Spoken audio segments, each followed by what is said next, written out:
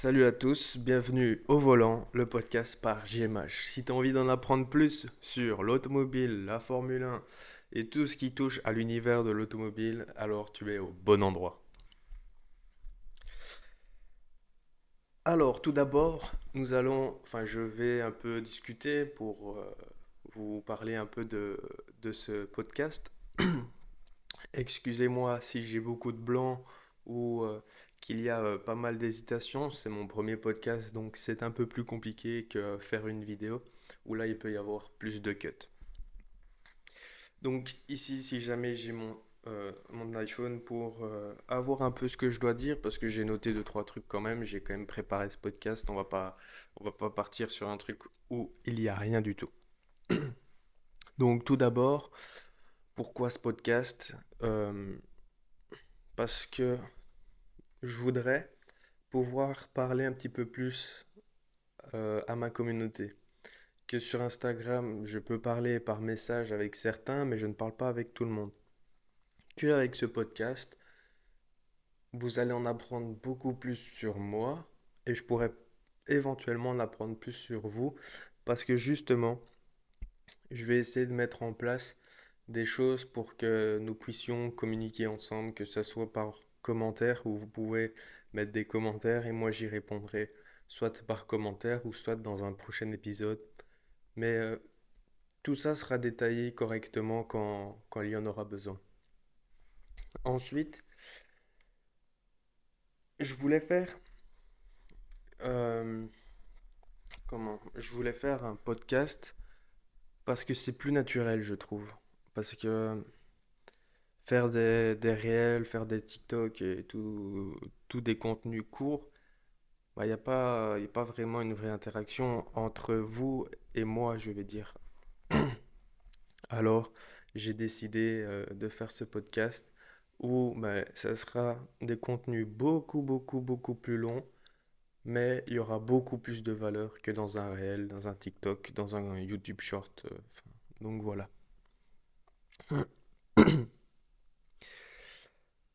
Et donc aussi, je voulais bien vous préciser que je ne suis pas un journaliste. Donc, je risque de faire peut-être des éventuellement, des éventuelles fautes, excusez-moi, comme là, bien évidemment. Non, mais il y a une part de dyslexie là-dedans, donc voilà. Mais ce que je veux dire, c'est que je ne serai pas journaliste. C'est pas mon boulot. C'est pas envie de devenir journaliste. Je partage juste ma passion, donc si ça vous intéresse, eh bien, vous êtes les bienvenus. Mais je vais pas commencer à vous parler d'actualité du jour même. Un tel a fait ci dans l'écurie de Formule 1. Non, on peut en parler parce que c'est peut-être un gros sujet et donc je peux peut-être donner mon avis ou pas. Ça dépend de vous aussi. Et s'il y a ça, eh bien, bien voilà, j'en parlerai, mais ça sera pas en tant que journaliste, ça sera en tant que juste passionné, tout simplement. Donc voilà. Donc là, j'ai expliqué donc un peu le fonctionnement du podcast. Donc, comme je vous ai dit, ça parlera de d'automobile. Donc, ça peut être la Formule 1 quand il y a la Formule 1, parce que justement, ce podcast, il sera là, on va dire toutes les semaines. Donc, on pourra débriefer un petit peu comment le GP. Donc, si ça vous intéresse, eh bien, n'hésitez pas, on pourra faire ça.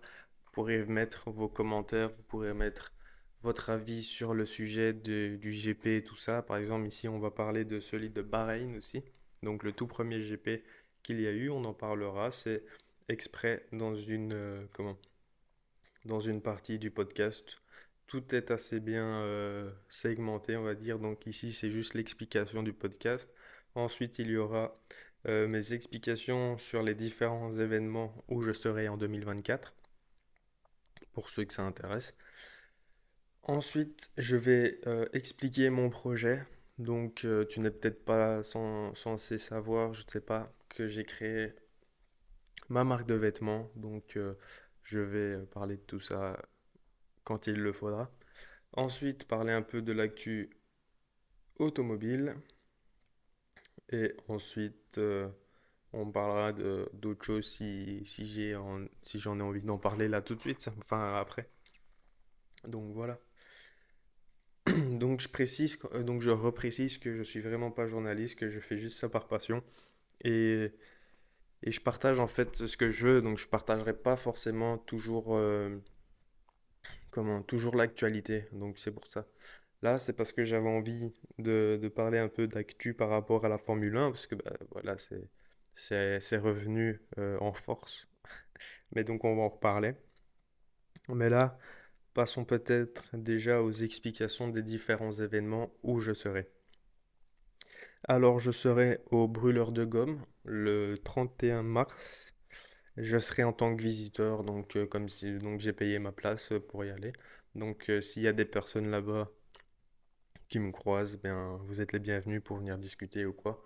Moi, j'y vais en tant que visiteur, donc je vais aussi voir comme tout le monde, donc voilà. Et je ferai beaucoup de contenu, enfin du moins j'essaierai de faire un max de contenu là-bas, parce que bah, il faut faire du contenu.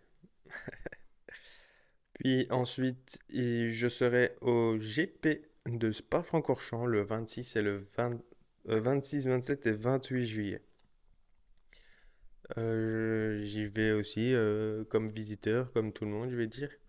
Et je serai, je sais plus, je crois que je suis Silver. Silver, c'est possible. Je suis juste un petit peu avant le Raidillon, pour ceux qui voient où c'est. Donc je serai là. Et bah, comme j'ai dit, hein, si vous me croisez ou quoi que ce soit, vous pouvez venir, il n'y a aucun problème. Je serai tout seul en plus, donc si vous voulez venir, il n'y a aucun problème. Ça serait même avec grand plaisir pour qu'on discute et tout ce tralala, tu vois. Ensuite, je serai peut-être au Porsche Club Francorchamps Day. Enfin, c'est tous des noms encore super longs, mais en gros, je serai le 13 avril peut-être, hein. C'est pas encore sûr, rien n'est fait. Mais le 13 avril à Spa-Francorchamps pour voir les Porsche, tout simplement. C'est le 12, 13 et 14 si je me trompe pas. Le 12 c'est juste ouverture des paddocks et tout ce tralala. Le 12, le 13 pardon, donc le samedi 13 c'est quoi? Il y a plein de trucs. Enfin, il y a l'horaire, je ne l'ai pas en tête, mais j'ai trouvé que c'était le meilleur jour par rapport aux horaires pour y aller. Donc peut-être que j'irai, si j'ai envie d'y aller, je serai sûrement avec mon frère et peut-être un ami. On verra. Ensuite, normalement, je fais le Grand Prix historique de Nivelles le 23 juin. Donc, comme ça, vous savez, je serai normalement là-bas. Je conduirai, enfin, je piloterai une Cox que vous avez déjà dû voir sur Instagram et tout ça, mais dès que j'ai plus d'infos là-dessus, je vous repartagerai sûrement dans un podcast et en story. Donc, voilà. Et je ne l'ai pas mis ici sur ma fiche, mais je vais aussi normalement, on n'a pas encore fait les inscriptions parce que c'est pas encore tout de suite, mais faire de l'auto de cross à Éplechin. C'est à la frontière belgo-française pour ceux qui veulent savoir. Donc voilà, j'y serai et ça c'est sur 2 ou 3 jours, je ne sais plus. Je ne sais plus vous dire comme ça. Mais quand ça viendra et qu'il y aura les inscriptions, je vous dirai en temps et en heure. Donc voilà, c'était les explications par rapport aux différents événements où je serai pour 2024. Il va peut-être en avoir d'autres, mais pour le moment, je les ai pas.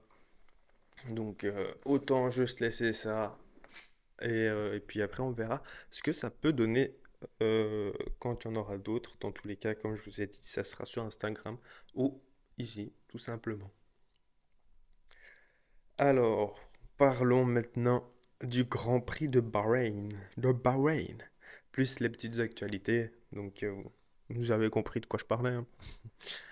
Ah là là. Donc, pour moi, le Grand Prix de Bahreïn était un beau Grand Prix quand même. Ça, moi, j'ai trouvé que c'était pas mal. Euh, Peut-être que les Alpines sont un petit peu en retard. Pour le coup, là oui. Mais, euh, mais le premier Grand Prix ne veut pas non plus toujours dire beaucoup de choses parce que, comment, n'oublions pas qu'en 2023, quand il y a eu au début, bah, c'était Verstappen d'office. Mais quelques Grands Prix après, McLaren est revenu et Aston Martin est revenu. Donc, à voir. En tout cas, moi je pense pas que Verstappen sera toujours leader, même s'il est très très bon et qu'il a une très bonne voiture, mais c'est un très très bon pilote. Perez aussi est devant pour le coup, mais il faut pas oublier que Red Bull est toujours en avance sur les autres.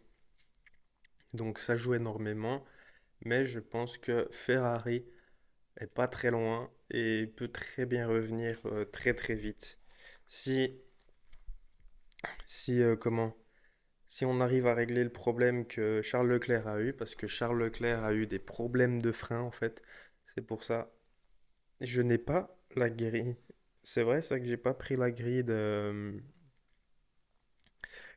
tous les pilotes quand ils ont passé la ligne d'arrivée. J'aurais peut-être dû le faire. Je m'en excuse pour cela. J'étais pas très organisé. Mais non, mais ce que je veux dire, c'est que comment?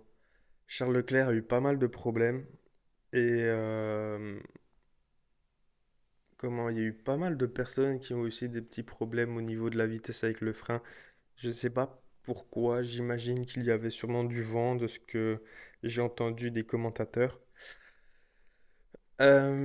Ensuite, qu'est-ce qui s'est passé? Ah oui, le fameux moment avec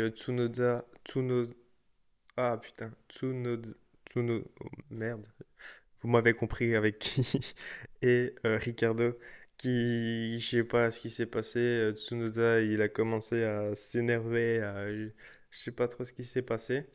Tout ça parce qu'en fait, Ricardo était juste derrière lui et voulait le dépasser parce qu'il était plus rapide.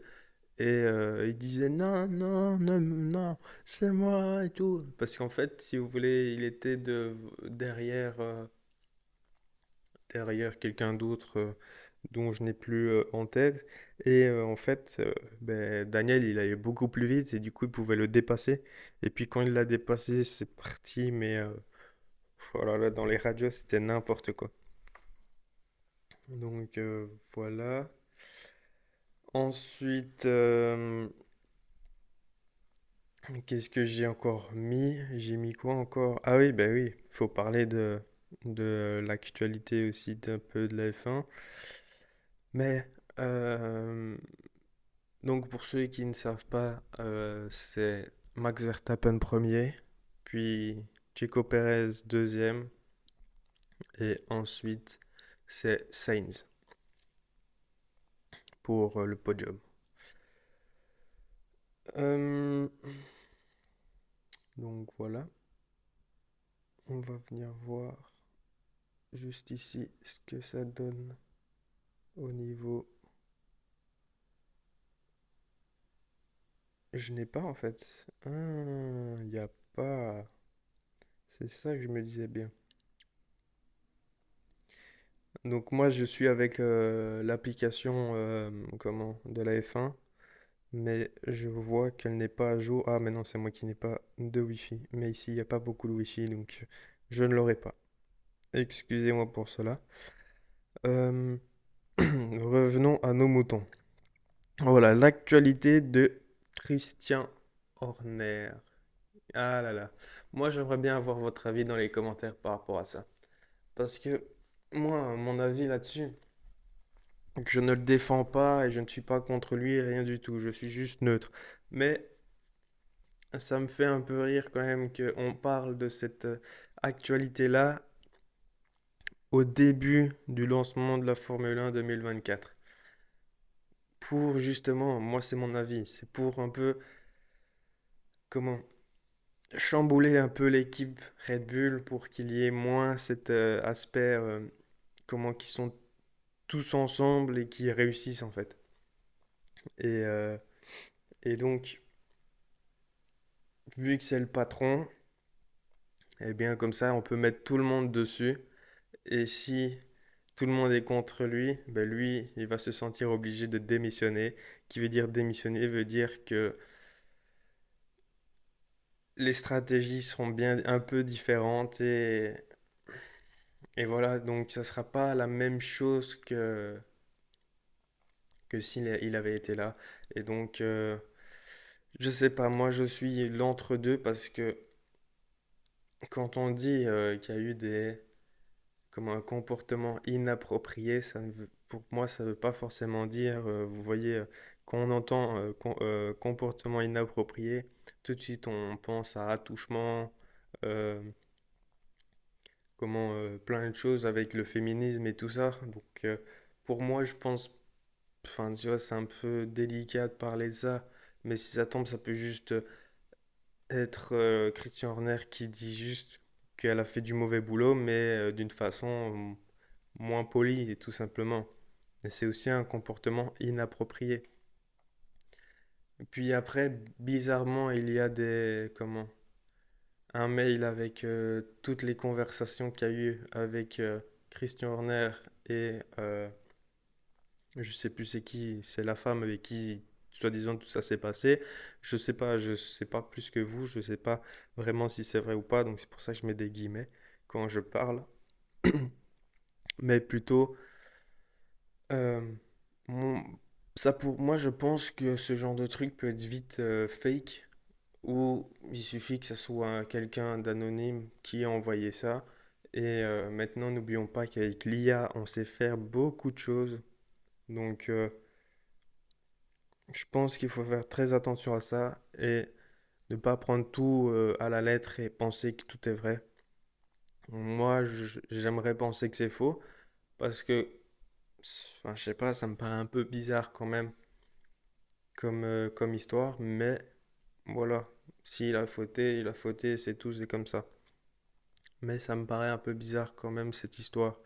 Surtout qu'il y a plein de petits médias qui en parlent, mais des petits médias que tu n'entends pas parler, qui n'ont même pas prouvé quoi que ce soit dans ce domaine. Donc, moi, je préfère lever le pied, attendre que tout se passe. Déjà qu'il a été innocenté pour les comportements inappropriés. Donc, pour moi, ça veut déjà dire beaucoup de choses. Donc, si là, on vient de rajouter ça, c'est qu'il y a quelque chose ou c'est quelqu'un d'anonyme qui veut vraiment le foutre au plus bas. Enfin, ça reste mon avis. Je suis pas pour, je suis pas contre. Euh, voilà, tout simplement. Maintenant, Lewis Hamilton chez Ferrari en 2025. Aïe aïe aïe, quelle polémique. Bon, j'en ai déjà fait un réel, mais je crois il a pas vraiment touché beaucoup de monde. Mais comme j'en ai parlé, je trouve que c'est pas une mauvaise chose. Certes, on connaît Hamilton pour Mercedes, que la référence de chez Mercedes c'est Hamilton, mais, mais je pense qu'il faut du nouveau pour tout le monde. Ça serait un peu chiant de rester toujours dans la même écurie tout le temps. Donc, je pense que, pardon, je pense que c'est important quand même d'avoir un peu de changement et je pense aussi surtout que ça représente une image forte. Ça veut surtout dire que Hamilton peut ne plus croire au projet de Mercedes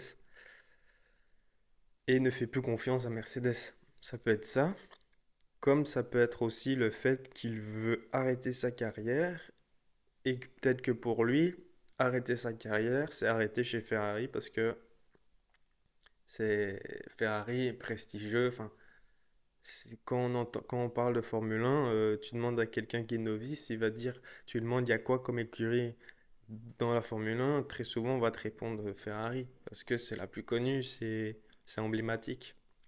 Donc moi je pense que c'est pour ça. Et puis Ferrari commence à faire de belles choses hein, maintenant, donc et commence à bien remonter. Enfin du moins moi je trouve. Après Après, à vous de voir et dites-le moi en commentaire si vous voulez. Et puis j'ai noté encore une autre petite actualité de chez Red Bull qui ont comment? Ils ont conçu un drone qui va jusqu'à 350 km/h. Ça veut dire qu'il peut suivre une Formule 1 et peut comment filmer une Formule 1.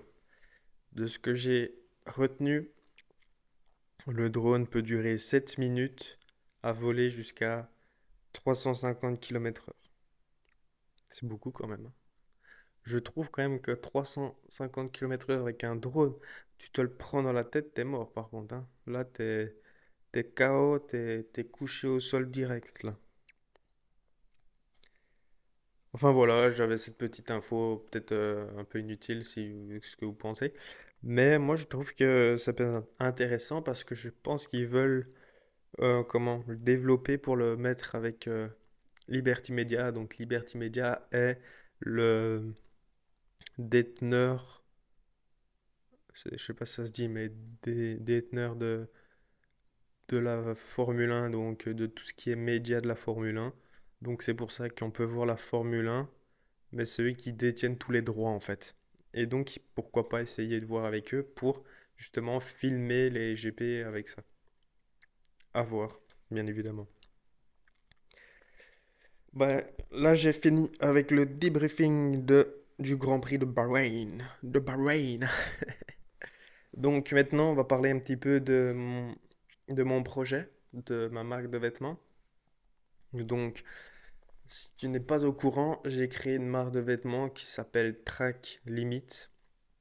C'est une marque de vêtements pour rassembler tous les passionnés d'automobile. Que ce soit des passionnés de Formule 1, de rallye, de NASCAR, de championnat GT, de tout. Même juste des gens qui aiment les voitures, qui vont sur des rassemblements de voitures. Parce que, en fait, ce que je voudrais, c'est vraiment rassembler cette communauté qui puisse communiquer, qui puisse discuter, qui puisse se rassembler tout simplement. Quand on fait des événements, euh, ressentir que quelqu'un appartient, enfin pas appartient, mais qui, qui est aussi du même univers que lui. Parce que, on va pas se mentir, dans le milieu automobile, il y a différents types de personnes qui aiment l'automobile. Il y en a juste qui aiment l'esthétique d'une voiture, très bien. Il y en a qui aiment l'esthétique, le moteur, qui aiment bien la mécanique, super même. Puis il y en a qui aiment bien juste pour se la péter et en fait juste faire du bruit, faire les kékés comme je dis. Mais pour moi en tant que passionné d'automobile, bien évidemment, le bruit compte énormément. On va pas se mentir, faire du bruit enfin, c'est cool, c'est trop bien. Mais c'est plutôt quand on prend une vieille, pas une vieille, mais une voiture qui est normalement faite pour la vie de tous les jours, qui est donc une voiture de série qui doit normalement rouler calmement. Tu la modifies, tu fais des trous dans le pot d'échappement pour que ça fasse plus de bruit.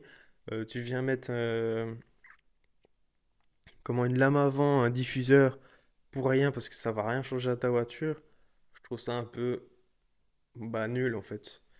Après, chacun fait ce qu'il veut, bien évidemment. Je suis pas là pour juger, mais chacun fait ce qu'il veut. Mais pour moi, je trouve quand même que c'est pas de la passion automobile, ça. C'est de la passion pour le tuning. C'est tout.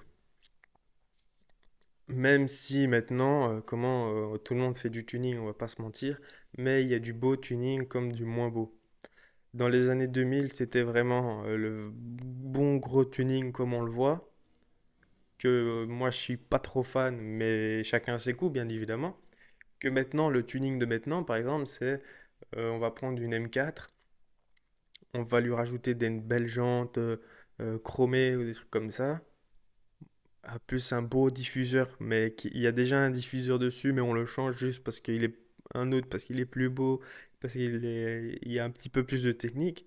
D'accord, mais cette voiture est faite déjà pour, enfin, elle n'est pas faite pour le tuning, mais elle est déjà faite pour avoir des performances. Si tu viens lui rajouter ça en plus pour des meilleures performances, ok, ça reste du tuning, mais du meilleur tuning, si on peut appeler ça comme ça. Et donc, tout ça pour vous dire que ma marque de vêtements est là pour rassembler ce genre d'individus, ce genre de personnes, ce genre de crack de cette génération. C'est Inox qui parle là. Non, mais tout ça pour vous dire que, en fait, je fais cette marque parce que déjà, je, je trouve qu'il n'y a pas tant de marques de vêtements dans le milieu automobile. J'en ai vu quelques-unes. Il y a la boiserie.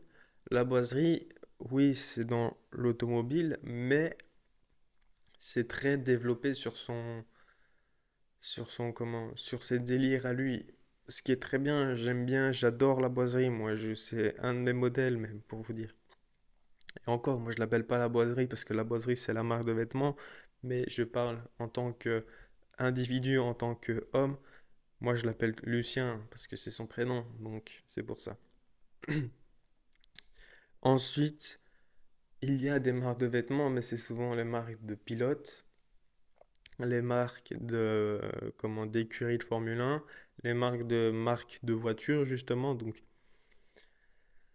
oui, il y en a, mais c'est trop centré. Vous voyez ce que je veux dire? Par exemple, si BM a sa propre marque, ben oui, mais c'est sa marque ABM, c'est pas une marque qui généralise tout le monde. Moi, ce que je voudrais, c'est qu'un passionné de Mercedes, enfin, une passionnée d'automobile aime Mercedes, qui porte un de mes produits, mais qui est un passionné de commande d'automobile qui est chez BM, qui porte aussi. Moi, il n'y a pas de frontière pour ça. Moi, c'est tout le monde dans le même panier parce que je ne veux pas avoir de différence entre BM, Mercedes, Ferrari, Lamborghini, euh, Audi, BM ou Audi, Mercedes. Je veux pas de tout ça parce que je trouve que une communauté, la communauté de l'automobile est tellement belle qu'il faudra arrêter de se séparer juste pour un modèle ou juste pour une marque. Donc voilà. Donc, si tu veux en savoir plus, le lien sera dans la description sur YouTube. Pour ceux qui regardent, enfin pour ceux qui écoutent sur podcast, enfin sur Apple Podcast ou Spotify, je sais pas comment ça se passe encore. Si on peut mettre une description, si je peux mettre une description avec un lien et tout ça, je le mettrai. Mais sinon, tu peux retrouver tous mes vêtements sur tracklimits.be. C'est .be, mais comment la France, le Luxembourg et la Belgique peuvent acheter dessus. En tout cas, pour le moment, ce n'est que ces trois pays, parce que c'est au niveau, comment, c'est juste fiscalement parlant, pour le moment, c'est un peu compliqué d'aller dans d'autres pays, parce qu'avec les TVA, les taxes et tous ces trucs-là, c'est un peu relou. Donc voilà, c'est très compliqué. Oui, parce que je précise que cette marque de vêtements, c'est pas juste un projet que j'ai lancé comme ça, sans rien. Non, non, non, c'est un vrai projet, j'ai investi de l'argent dedans. Je crois dur comme fer à ce projet et j'ai bien l'intention de mettre le plus haut possible cette marque grâce à vous, grâce à plein d'événements que je vais faire. Donc c'est pour ça. Donc il y a différentes couleurs. Au niveau de mes produits, j'ai deux t-shirts. J'ai un t-shirt qui s'appelle Crew parce que c'est pour GMH Car, donc pour moi on va dire, pour ceux qui me soutiennent. Il y a écrit GMH Crew, donc c'est en gros pour dire que c'est notre, comment normalement, crew veut dire équipage, groupe, on est soudés, c'est ça que je veux dire. Et dans le dos, il y a une Formule 1. Donc si tu aimes la Formule 1, je te laisse aller voir ça sur tracklimits.be ou dans la description. Puis après, il y a le box logo, le t-shirt box logo, c'est le t-shirt universel, je vais dire, qui restera sur la boutique, que ça sera avec écrit Track Limits au milieu. Et celui-là, il restera à vie. Qu'il soit en noir, qu'il soit en une autre couleur, il y en aura toujours au moins un sur la boutique. Il y a différentes couleurs aussi de ce t-shirt. Je ne saurais pas tous vous les citer comme ça, mais il y a du noir, du rouge, du bordeaux, du rouge cardiaque, comme on dit. C'est le rouge sang, je crois ça. Il y a un rouge Ferrari hein, aussi. Il y a du violet, du bleu marine, je crois, et du brun, si je ne m'abuse. Ensuite, j'ai un coupe-vent. Il sera en noir. Il est écrit Track Limit Racing Team, brodé sur la poitrine, le cœur et dans le dos. Et puis, j'ai sorti un, un suite Track Limits Racing Team, brodé sur le cœur et imprimé dans le dos. Il est en plusieurs couleurs. Il existe en bordeaux, en violet, en vert kaki, en bleu roi et je ne sais plus, j'ai plus trop les couleurs en tête comme ça. Mais je te laisse aller checker sur le site, ça sera beaucoup plus simple, tu pourras faire ton propre avis là-dessus. Donc voilà, moi j'espère quand même que cette marque va fonctionner parce que je fais tout mon possible pour que ça fonctionne. Je travaille beaucoup de temps, on se rend pas compte, hein, mais c'est beaucoup d'heures derrière. Je ne dis pas ça en mode comment vous devez acheter parce que vous culpabilisez. Absolument pas. Je dis juste ça comme information parce que en fait on se rend pas compte du boulot qu'il y a derrière. Parce qu'il y en a, ils me disent ah ce que tu fais, bah ouais mais les couleurs ça va pas et tout ça. Mais ils se rendent pas compte qu'en fait il y a énormément de boulot derrière. Parce que les gens en fait ne voient que le résultat, ce qui est je veux dire normal. Et, euh, et donc derrière c'est pas mal d'heures, c'est pas mal de travail jusqu'à 2 3 heures du matin. Et puis voilà, beaucoup de sacrifices, mais c'est pas grave, c'est le jeu. Et puis voilà, on verra bien comment ça va se passer. Donc comme je t'ai dit, si ça t'intéresse, n'hésite pas à aller voir dans la description ou sur tracklimits.be. Comment? Qu'est-ce que je voulais dire? Merde. Euh, oui, donc en fait, si vous prenez quelque chose, ça soutient directement la marque et indirectement, ça me soutient aussi au niveau du contenu et tout ce que je fais en fait sur les réseaux. Donc, si ça t'intéresse, tu sais ce que tu dois faire. Donc maintenant, parlons un petit peu des actualités de l'automobile. J'en ai, j'en ai mis quelques-uns. Par exemple, j'ai vu, il s'est passé il n'y a pas très longtemps, que Apple confirme son abandon sur le projet du développement d'une vraie voiture automobile, mais en revanche, Xiaomi est bel et bien prêt pour les voitures en 2025. Donc vous êtes peut-être pas, enfin, peut-être que vous n'êtes pas censé savoir que Apple voulait créer une voiture. Ça fait depuis 10 ans que ça dit ça, que Apple disait ça, mais définitivement, pardon, ils arrêtent. Donc c'est que pour eux, ça représente beaucoup de boulot et qu'ils n'y arriveront peut-être pas. Donc, du moins c'est comme ça que je le vois. Mais que Xiaomi, je crois que ça se dit comme ça. Donc c'est comment c'est une société qui crée des téléphones, enfin des smartphones, qui a créé des trottinettes électriques et d'autres choses, je suppose, mais que je n'ai pas comme ça en tête. Eux sont prêts pour créer une voiture. De ce que j'ai compris, ce sont des modèles déjà existants sur le marché, sauf que ça sera écrit Xiaomi pratiquement. C'est comme ça que je l'ai lu en tout cas. Voilà pour l'info. J'ai pas grand chose à dire là-dessus, hein, c'est juste une actualité que j'ai eue qui était pas mal à partager. Ensuite, il y a les voitures de plus en plus autonomes. Ça, personnellement, mon avis là-dessus, c'est non. Euh, Je veux bien qu'il y ait des aides sur les voitures, ça, il n'y a pas de problème. Même si je suis pas très très fan, par exemple, j'ai roulé quelques fois la voiture de ma maman. C'est une Taigo, donc une Volkswagen Taigo. Mais en soi, c'est sur toutes les voitures maintenant, je crois. Mais avec le volant, ou par exemple, on est sur l'autoroute, on veut dépasser une personne, enfin une voiture, il faut mettre son clignoteur pour pouvoir dépasser, obligatoirement. Sinon, le volant ne veut pas tourner. Bah ça, je trouve ça super dangereux.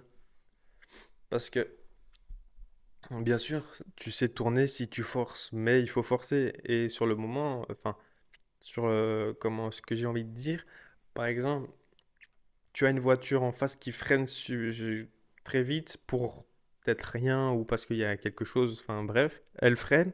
Toi, tu veux l'esquiver, donc tu veux tourner, tu sais pas ou tu sais moins bien tourner juste à cause de cette aide entre guillemets de merde parce que moi je trouve ça nul et j'ai eu le test, enfin pas le test mais j'ai eu à un moment donné, je l'ai conduit dans des travaux et du coup en fait si vous voulez à des moments on doit un peu se mettre sur une autre bande mais ce sont tous des plots, toutes des barrières qui nous délimitent par où on doit aller. Et en fait, à un moment donné, on passe, mais pas perpendiculaire à la route, mais un petit peu. Et du coup, il y a toutes les lignes blanches des fils, enfin comment, des voies. Et là, la voiture ne sait plus ce qu'elle doit faire. Et du coup, tu as le volant qui part dans tous les sens. Et heureusement que je le tenais bien et que je l'ai laissé pour aller droit. Mais vraiment, on voyait qu'il vibrait dans tous les sens parce que elle savait plus quoi en fait, la voiture. Et donc, c'est à ce moment-là que je me suis dit, c'est vraiment dangereux en fait. Donc, ça. Euh, Par contre, j'ai une aide qui est très très bien sur les voitures, c'est au niveau de l'embrayage et du frein. En fait, pour ceux qui ne sont pas, qui ne s'y connaissent peut-être pas assez dans les voitures, si vous voulez, sur les nouvelles voitures, il y a je sais pas comment ça s'appelle par contre, mais il y a comme une aide à l'embrayage. Enfin, moi, c'est comme ça que je le ressens. Si vous voulez, sur ma voiture, je n'ai pas d'aide. Pardon. Je n'ai absolument aucune aide à part juste la direction assistée, puisque ça c'est maintenant pratiquement une obligation, j'ai envie de dire.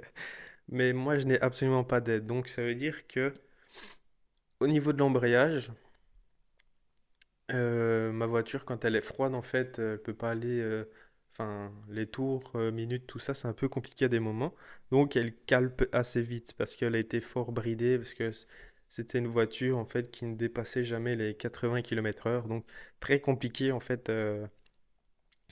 À à la débrider entre guillemets naturellement. Et donc, quand tu es trop bas dans les tours, elle cale trop vite en fait. Mais donc, pour vous dire que maintenant, sur les nouvelles voitures, il y a moi j'appelle ça cette aide à l'embrayage. Je ne sais pas vraiment s'il y a une aide, mais j'ai l'impression en tout cas que euh, tu cales pratiquement pas en fait avec une voiture. Je parle bien d'une voiture comment mécanique, donc avec une boîte manuelle. Et, euh, et je trouve, enfin je sais pas l'expliquer comme ça, mais j'ai l'impression qu'il y a une aide en fait à l'embrayage. Peut-être que je me trompe, ou peut-être que c'est juste une sensation, mais vraiment, je, je trouve qu'on peut relâcher plus vite sans que ça cale en fait. Je sais pas comment vous expliquer. Puis l'aide en pente, je sais pas, ça porte un nom, je pense. Mais par exemple, quand on est en pente, qu'on freine, eh bien, si on arrête de freiner, on a 3 secondes pour savoir accélérer en fait. Parce que ça freine encore pendant 3 secondes, je crois, dans la pente. Ça, je trouve ça pas trop mal. Parce que sinon, ça veut dire que tu dois. Moi, en tout cas, quand je dois le faire, vu que je n'ai absolument pas d'aide par rapport à ça, c'est je freine, je débraye, non, j'embraye. Je sais plus c'est quoi la différence, je sais plus. En gros, je commence à enlever tout doucement le pied de l'embrayage, je sens que la voiture sait tenir toute seule avec l'embrayage et puis je commence à accélérer. Enfin, j'enlève le frein et j'accélère. Enfin, c'est comme ça qu'on apprend dans tous les cas, hein, mais il y en a aussi qui font avec le frein à main. Chacun a sa technique. Voilà, tout simplement. Et, euh, et voilà, tout ça pour vous dire comment que les voitures deviennent de plus en plus autonomes et ça, je trouve ça pas ouf. Parce que quand je vois déjà que je vais prendre par exemple Tesla, qui ont ce fameux, cette fameuse option, comment où t'as pas besoin de conduire, et qu'il y a quand même pas mal d'accidents à cause de ça, et on veut mettre autonome tout seul, enfin que les voitures roulent toutes seules. Non, moi je ne serais pas là-dedans. Ou peut-être que je ne le saurais même pas que c'est une voiture autonome, mais moi je pense que qu'une voiture c'est un peu compliqué. Parce que comment on sait que les avions maintenant c'est pratiquement si ça se pilote tout seul, mais ça a fait leur preuve. Il y a beaucoup moins de chances d'avoir un accident d'avion qu'un accident de voiture. Un accident de voiture, ça va super vite. Le nombre de fois où j'ai comment esquivé des voitures, des gens, des vélos, oh là là. Alors que je conduis, on va dire, tout seul depuis un peu moins d'un an là, parce que c'est en juin. En juin, ça fera un an. Mais je conduis, on va dire, accompagné depuis ouais, pratiquement 2 ans. Parce qu'en fait, si vous voulez, en Belgique, on peut apprendre à conduire avec un accompagnateur. Donc ça peut être, comment ça peut être ses parents, ça peut être quelqu'un qui a le permis depuis plus de 5 ans, je crois. Et donc ça peut être cette personne qui nous apprend à conduire. Et, euh, et puis après, on passe le permis avec comment une vraie personne qui examine, donc un vrai examinateur. Et ça coûte beaucoup moins cher de faire comme ça en fait. C'est pour ça que beaucoup font ça en Belgique, mais le problème c'est que t'as peut-être moins de chances de réussir parce que t'apprends peut-être pas tout correctement. Donc moi, si je peux donner un conseil pour les personnes qui habitent en Belgique, parce que je pense qu'en France c'est auto-école obligatoire, je crois. Mais du coup, en Belgique, ce que je peux vous conseiller, c'est de faire donc la conduite accompagnée et prendre quelques heures d'auto-école. Juste pour avoir, on va dire, les informations importantes comment, des éventuels trajets qu'on peut avoir avec l'examinateur ou quoi. Le mieux, c'est de prendre les 4 heures. Par exemple, moi, j'ai pris 4 heures, les 4 heures d'auto-école dans la zone où vous allez passer votre permis. Parce que du coup, vu que c'est le moniteur, il sait par où l'examinateur veut vous faire passer. Donc, c'est pour ça. Et donc là, vous avez toutes les bonnes informations. Et si vous prenez que 4 heures, ben, vous payerez que 4 heures et pas 30 heures, si je m'abuse que c'est. Je sais plus c'est combien d'heures qu'on doit avoir légal si on prend avec un moniteur. Donc voilà. Donc tout ça pour dire que je sais plus ce que je disais. Je pars un peu dans tous les sens. Oui, mais tout ça par rapport aux voitures autonomes, quoi. Mais, euh, mais en plus, moi je trouve que maintenant le permis c'est super cher, je sais pas vous, hein, mais quand je vois tout ce qu'on a dû payer pour le permis, qu'est-ce qu'on a dû payer? Bah déjà, on a dû payer le permis théorique, donc c'est le code pour les Français. Ça, en soi, c'est la même chose, hein. C'est juste que nous, on appelle ça différemment le permis théorique. Ensuite, il y a la perception des risques. Je ne sais pas si ça vous avez en France, mais en gros, euh, c'est un petit examen. On est sur un écran et on doit essayer, en fait, t'as 5 situations réelles et tu dois soit cliquer sur les différents risques qui arrivent dans la situation ou ça peut être juste après, tu dois cocher les risques qu'il y avait dans la situation. C'est un petit peu compliqué à expliquer comme ça, mais imaginons, on va prendre une situation qui est, on roule donc sur la route en ville, il y a un vélo derrière, un piéton sur le côté qui marche, mais qui est peut-être un peu bourré, qui marche pas droit, et en face c'est un carrefour, il y a une voiture avec une remorque qui arrive, qui tourne dans ta rue, et comment? Et en fait les bûches ne sont pas attachées dans sa remorque. Eh bien, le fait qu'il y ait un vélo derrière, faut le noter. Le piéton qui marche pas droit, faut le noter. La remorque, faut le noter. Et si ça tombe, vous rouliez à 52 km/h au lieu de 50. Et donc ça, faut le noter aussi. Bien sûr, c'est pas vous qui roulez, hein, c'est sur un écran, donc comme une vidéo, on va dire. Et donc ça, c'est la perception des risques. Donc il y a tout ça. Il y a le fait déjà d'acheter peut-être le livre aussi. Parce que nous, en Belgique, je sais pas en France, je connais pas très bien tout ce milieu en France, mais en Belgique, on peut acheter le livre qui s'appelle Feu vert, et en gros, c'est toute la théorie sur le code de la route. Mais moi, je n'ai pas fait comme ça parce que j'ai beaucoup de mal en fait à étudier, ouais, c'est ça, à étudier en fait sur un livre.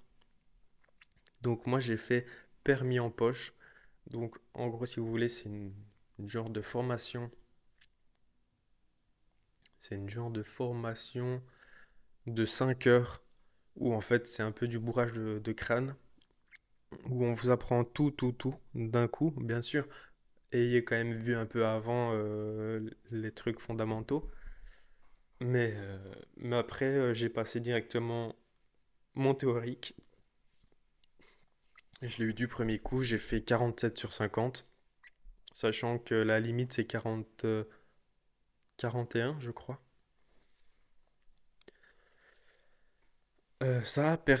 Perception des risques, où j'ai fait 6 ou 7/10. Une très bonne note. Ensuite, qu'est-ce qu'il y a?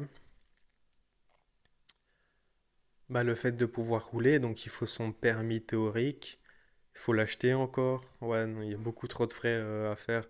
On doit être, ouais, je ne saurais pas vous dire comme ça, mais à 300 euros juste en papier pour rien presque. Enfin, et si en plus je devais rajouter comment? L'auto-école, je pense que j'ai un ami qui l'a fait, il a dû payer 2 500 euros, je crois. Oui, mais en tant que, jeune, jeune adulte, comment tu fais pour trouver cet argent? Vous voyez? Parce que maintenant, dans un pays capitaliste ou dans un pays, on va dire, où il faut travailler, si on n'a pas le permis, on est déjà pénalisé. Donc, je sais pas, franchement, je comprends pas pourquoi c'est aussi cher. Moi, je pense juste que c'est qu'une histoire d'argent et que c'est juste l'État qui en prend plein la poche. Enfin, qui en prend plein, vous m'avez compris, qui se prend tout en fait, tout simplement. Mais je sais pas, c'est assez compliqué quand même. C'est très compliqué tout ça. Et du coup, moi, je trouve que ceux qui le ratent et qui après ils veulent encore essayer, réessayer, chapeau parce que ça va vous coûter énormément d'argent. Moi, c'est pour ça que je l'ai fait du premier coup, comme ça j'étais sûr et certain de ne rien rater, de ne pas tout repayer. Donc voilà. Et au moins, je suis content, je peux rouler tout seul. Et c'est une liberté quand même parce que grâce à ça, je peux aller conduire certaines personnes à des endroits qui ne le peuvent pas. Donc, ouais, non, c'est important. Ou des gens qui ne peuvent plus conduire. Donc, c'est important quand même. Donc, voilà. Ensuite, est-ce que j'ai une autre actu importante ou pas? Ah bah oui, le fameux moteur de Bugatti, le tout nouveau moteur de chez Bugatti. C'est un nouveau moteur V16. Donc le W16 c'est terminé, mais ça sera un V16 hybride de chez Bugatti. Donc c'est 1000 chevaux thermiques et 800 chevaux électriques. Et les 800 chevaux sont en 3 moteurs électriques. C'est énorme. Voilà pour l'information. Je, je trouve ça juste fou parce que ça fait 1800 chevaux dans une Bugatti. J'ai bien hâte de voir ce que ça va donner dans une Bugatti et surtout niveau poids-puissance pour voir. Donc voilà. Eh bien, on arrive tout doucement à la fin. C'est pas le plus long podcast, mais ça reste quand même un podcast de plus de 50 minutes, je crois. Eh bien, si vous avez des questions, n'hésitez pas. N'hésitez vraiment pas à les mettre en commentaire. Et puis voilà. Ah, par contre, j'ai oublié de... Ah oui, mais je ne pourrai pas. Prochaine fois, quand on parlera d'un Grand Prix, je mettrai à chaque fois... Non, vous mettrez... Comment on va faire? Parce que j'aimerais bien en fait avoir votre avis sur sur le GP. On va dire pas en temps réel, mais plutôt en mode je peux react à ça pendant le podcast. Donc,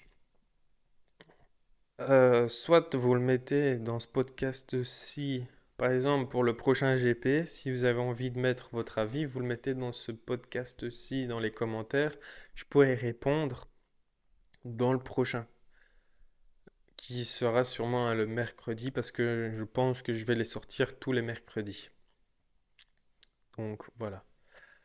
Donc comme je dis, si vous avez des questions, si vous avez envie de dire quelque chose, que ce soit par commentaire, par Instagram, même si vous voulez, vous pouvez, il n'y a aucun problème. J'essaierai de répondre à un maximum de personnes, voire à tout le monde si je sais. Et si vous voulez, par exemple, euh, comment être dans le podcast en audio, vous pouvez me poser une question en vocal sur mon compte Instagram. Si j'ai le temps, je pourrais peut-être éventuellement créer un compte Instagram exprès pour ce podcast, où là, vous pourrez poser toutes vos questions. Et quand vous posez toutes vos questions, j'y répondrai en podcast, tout simplement. Donc voilà, j'espère quand même que ce petit podcast vous a bien plu. Et on se retrouve à la semaine prochaine pour un autre podcast. Et on pourra parler du JP de... Je sais plus c'est lequel. C'est lequel après? C'est Abu Dhabi? Non, ça c'est le dernier. Euh, non, je crois que... Attendez, je vous dis ça tout de suite. D'Arabie Saoudite, voilà. Pardon. Abu Dhabi, c'est le dernier de la saison. Abu Dhabi, ça va. Donc voilà, si vous voulez parler de quoi que ce soit sur l'automobile ou qui est en rapport avec l'automobile, n'hésitez pas. Moi, je suis ouvert à tout et on se revoit mercredi prochain dans un nouveau podcast ou alors sur mon compte Instagram JMHK et sur tracklimit.be surtout. Ah, faut pas oublier d'acheter, c'est important, sinon il n'y a plus de podcast, il n'y a plus rien ici. C'est terminado. Allez, moi je vous dis à la prochaine. C'est tout.